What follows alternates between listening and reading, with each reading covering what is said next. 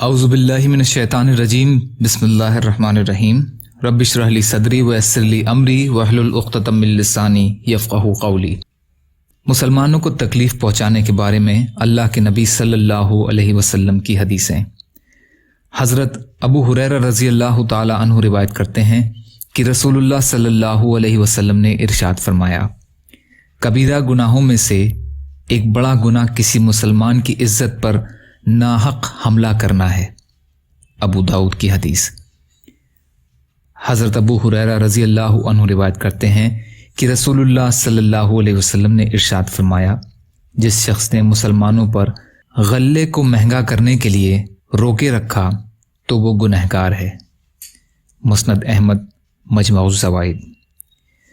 حضرت عمر بن خطاب رضی اللہ تعالی عنہ روایت کرتے ہیں کہ میں نے رسول اللہ صلی اللہ علیہ وسلم کو یہ ارشاد فرماتے ہوئے سنا، جو شخص مسلمانوں کو غلہ یعنی کھانے پینے کی چیزوں کو روکے رکھے یعنی باوجود ضرورت کے فروخت نہ کرے، اللہ تعالیٰ اس پر کوڑ اور تنگ دستی کو مسلط فرما دیتے ہیں۔ ابن ماجہ۔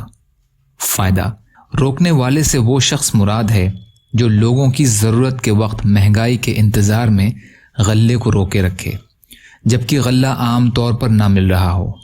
مظاہر حق۔ یا اللہ ہم سب کو کہنے سننے سے زیادہ عمل کی توفیق عطا فرما۔